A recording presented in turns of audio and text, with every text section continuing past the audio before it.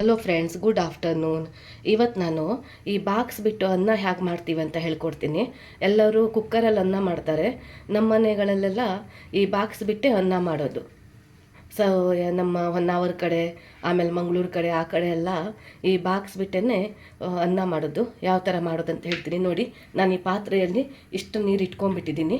ಇದಕ್ಕೆ ಕುದಿ ಬಂದ ತಕ್ಷಣ ಅಕ್ಕಿ ಹಾಕ್ತೀನಿ. ಅಕ್ಕಿಯನ್ನು ತೊಳೆದ್ಬಿಟ್ಟು ಹಾಕ್ತೀನಿ. ನಮಗೆ ಎಷ್ಟು, ನಮ್ಮ ಗಳಿಗೆ ಎಷ್ಟು ಬೇಕು, ಎಷ್ಟು ಮಾಪ್ ಬೇಕು. ಈಗ ನಮಗೆ 2 ಮಾಪ್ ಇದ್ದರೆ ಸಾಕು ಮಧ್ಯಾಹ್ನಕ್ಕೆ.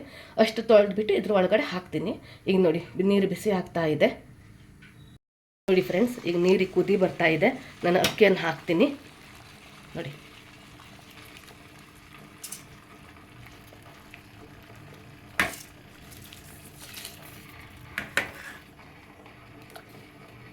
ಈ ಥರ ಅಕ್ಕಿ ಹಾಕಿಬಿಟ್ಟು ಒಂದು 20 ನಿಮಿಷ ಆಗುತ್ತೆ. ಈ ಥರ ಈ ಥರ ಅನ್ನ ಮಾಡಿ ಬಾಗಿಸಿ ಅನ್ನ ನಾವು ಊಟ ಮಾಡಿದರೆ ಗ್ಯಾಸ್ಟ್ರಿಕ್ ಆಗಲ್ಲ ಅಂತ. ಕುಕ್ಕರಲ್ಲಾದರೆ ಅದ್ರ ಒಳಗಡೆನೇ ನೀರಿರುತ್ತೆ. ಸೊ ಅದರಿಂದ ಸ್ವಲ್ಪ ಗ್ಯಾಸ್ಟ್ರಿಕ್ ಆಗುತ್ತೆ ಅಂತ ಈ ಥರ ಮಾಡಿ ಊಟ ಮಾಡ್ತೀವಿ ನೋಡಿ ಫ್ರೆಂಡ್ಸ್. ಇನ್ನು ಅನ್ನ ಬೆಂದಿಲ್ಲ. ಈ ಥರ ಮುಟ್ಟು ನೋಡಿದ ತಕ್ಷಣ ಹೀಗೆ ಮಾಡಿದ್ರೆ ಗೊತ್ತಾಗೋಗ್ಬಿಡುತ್ತೆ. ಇನ್ನೂ ಒಂದು ಸ್ವಲ್ಪ ಬೇಯಬೇಕಿದ್ದು ನೋಡಿ ಫ್ರೆಂಡ್ಸ್. ಅನ್ನ ರೆಡಿಯಾಗಿದೆ, ಬೆಂದಿದೆ ಅನ್ನ ನೋಡಿ.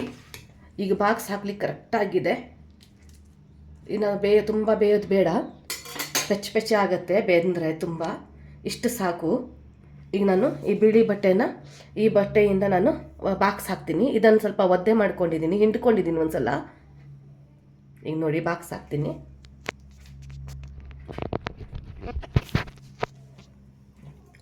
ಈ ನೀರೆಲ್ಲ ಏನು ಕೈ ಮೇಲೆ ಬರಲ್ಲ, ಏನು ಭಯ ಆಗಿಲ್ಲ.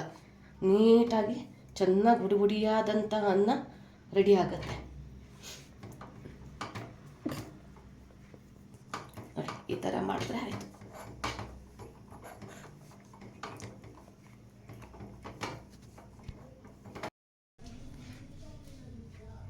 ಈಗ ನೋಡಿ ಫ್ರೆಂಡ್ಸ್, ಈ ಥರ ನಾನು ಕಟ್ಟಿದ್ದೀನಿ ಅನ್ನನ. ಈಗ ನೋಡಿ, ಈಗ ನಾನು ಇಲ್ಲಿ ನೀರು ಬಿಟ್ಕೊಳ್ತೀನಿ, ಯಾಕಂದರೆ ಬಿಸಿ ನೀರಲ್ವಾ.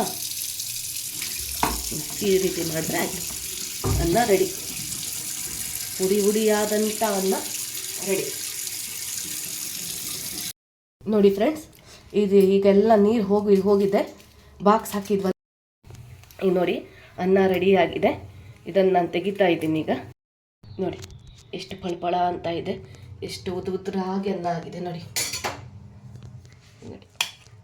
ನೋಡಿ ಫ್ರೆಂಡ್ಸ್, ಚೆನ್ನಾಗಾಗುತ್ತೆ. Thank you for watching. Like ಮಾಡಿ, ಶೇರ್ ಮಾಡಿ, ಸಬ್ಸ್ಕ್ರೈಬ್ ಮಾಡಿ. ಹೆಚ್ಚಿನ ಪ್ರಮಾಣದಲ್ಲಿ ಲೈಕ್ ಮಾಡಿ, ಸಬ್ಸ್ಕ್ರೈಬ್ ಮಾಡಿ. Thank you friends.